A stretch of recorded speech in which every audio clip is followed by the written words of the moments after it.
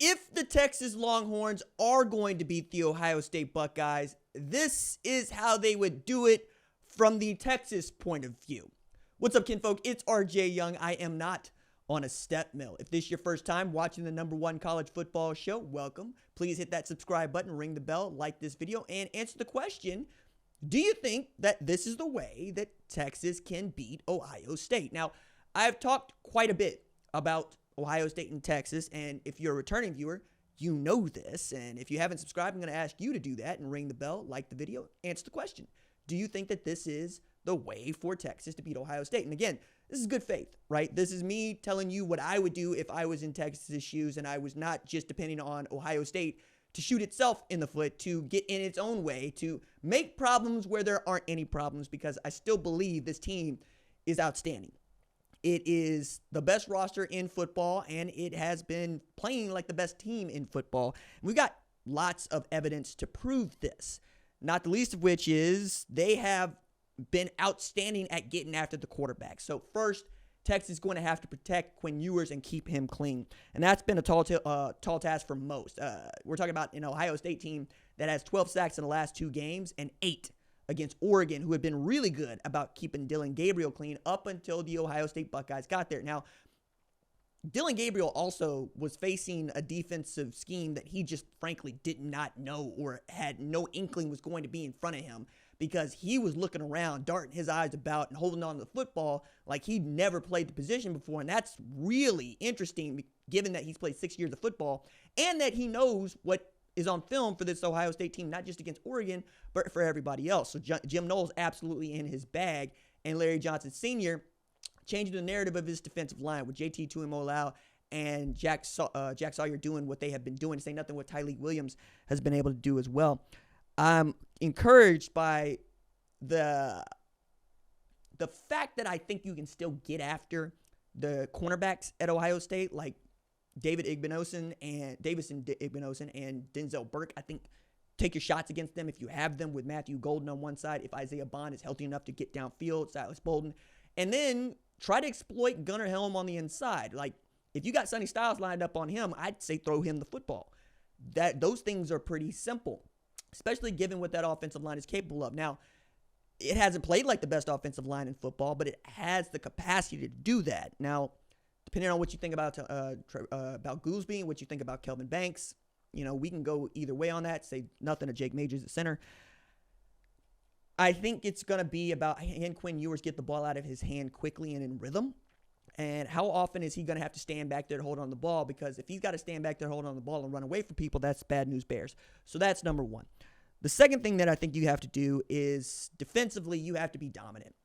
Texas, like everybody else, should have been watching the film from the Michigan game that Ohio State played, because, well, Michigan was dominant on both sides of the ball on the offensive line, and at the line of scrimmage, offensive line, defensive line. And Will Howard played his worst football in that game, 175 yards passing with 2 picks. He looked a lot like Carson Beck did against Texas when they played in the regular season.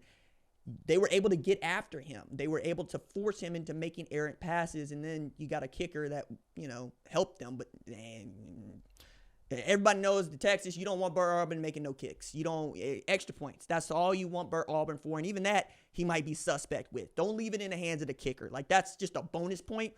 Get Bert Auburn the hell up out of here. If it's 4th and gotta have it, or it's 4th and 7, you might as well just go for it, especially if you're on your own side. Like, let's not toy with this ballerina back here trying to make these field goals in these games that got to matter, because you'll know, A, you damn near lost the game to Arizona State because of this dude. You did lose the game to Georgia because of this dude. And Ohio State will tell you all about Noah Ruggles in Georgia and what missing a field goal can do for your likelihood of winning a national championship, let alone winning a college football playoff semifinal game. Don't leave this up to Bert Auburn, all right? I think Will Howard has been remarkably clean in the last couple of games. Like, the sack that they're calling for him, I don't think it's a sack, man. Like, get out of here with that. Like, dude got back to the line of scrimmage, but whatever.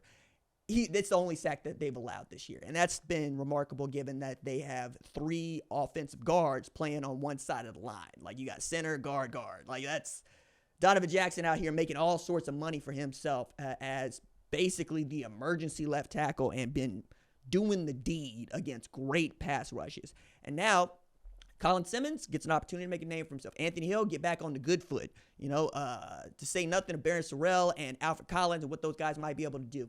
If this pass rush is worth the damn, they're going to make it hard for Will Howard to move back there. You make it hard for Will Howard to move back there, he gets rid of the ball earlier, and maybe you get an opportunity to make a play on it. But with Jeremiah Smith out there, with Emeka Egbuka out there, Jahdae Barron's going to have to play some of his best football. We've seen him play. Michael Taft's going to have to play some of his best football. Malik Muhammad's going to have to play some of his best football. And Andrew Makuba out there with that senior on his back, with that big daddy energy back there, like he got a family to feed, just knuckling up. That's what he's going to have to do back there. I think the secondary is not my worry. The defensive line and the linebacking crew are my worries. Can you make this difficult for Will Howard?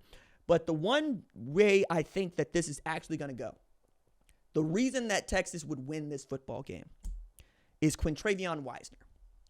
When Quintravion Wisner has been bucking people, Texas has been damn near unstoppable. He's got over 1,000 yards rushing, 5 TDs, and he was going into this year your third or fourth best tailback, okay? I mean, C.J. Baxter, Jaden Blue were supposed to be your 1-2, right? Maybe Christian Clark is in there, but this dude has turned into the battering ram that Roshan Johnson was, that Bijan Robinson was, that Jonathan Brooks was for Texas. He had 186 yards on 33 carries in a must-win game against Texas A&M that Texas beat A&M by 17-7, and that was really great. But he was MIA at the Peach Bowl, which probably contributes most to them rushing for just 53 yards against Arizona State in 4 quarters and 2 OTs. Had to put the ball in Quinn Ewers' hands. He had to go win it. If Quinn Ewers doesn't make a pass and a play on 4th and we need a touchdown, we're not even talking about Texas making the Cotton Bowl. We're talking about an entirely different team in Arizona State playing against Ohio State in the Cotton Bowl.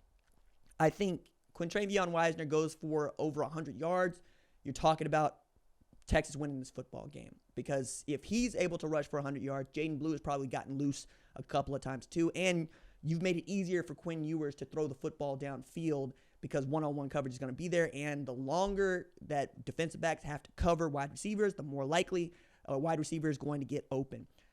Again, that's going to be on the defensive line at Ohio State and the linebacking core. Cody Simon's been playing some of his best football, though. That dude has been reading it, seeing it, and getting in there. You got Latham Ransom coming downhill playing in the box. You got the friggin' pterodactyl that is Caleb Downs, where he's just roaming around seeking whom he may destroy. This is interesting because if you're a Texas fan, you can talk yourself into beating Ohio State. You can. You can talk yourself into the Great Hall at Ithaca, and you can have Telemachus hand you the great bow, string that mug, and then shoot it through the 12 axes. But then after you shoot it through the 12 axes to win back the woman that you already supposed to be having won back, you're going to have to kill the room full of suitors. It's an Odyssean task. Like, that's what it is. Like, y'all on the Odyssey, both of y'all both, who going to come out of the house and be like, no, I'm the Lord, I'm the king? I don't know. I'll tell you this, though. Ohio State looks like they've been touched by Athena. And Athena had a favorite. Athena's favorite is Odysseus. Wherever Odysseus went, Athena had his back.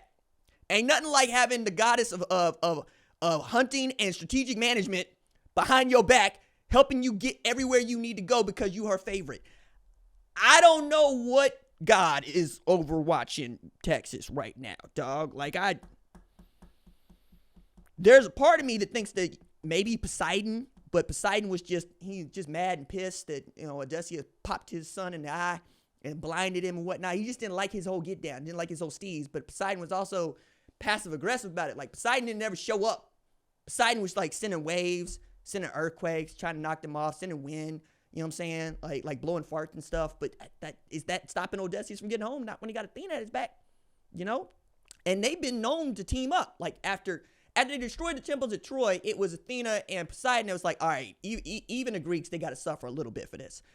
But when it comes to her mans, Athena would go to Zeus and absolutely go, no, he's my mans. Like, make room for my mans, all right? Like, I don't know of another man who has been so cunning, so clever in all of human existence, save Odysseus.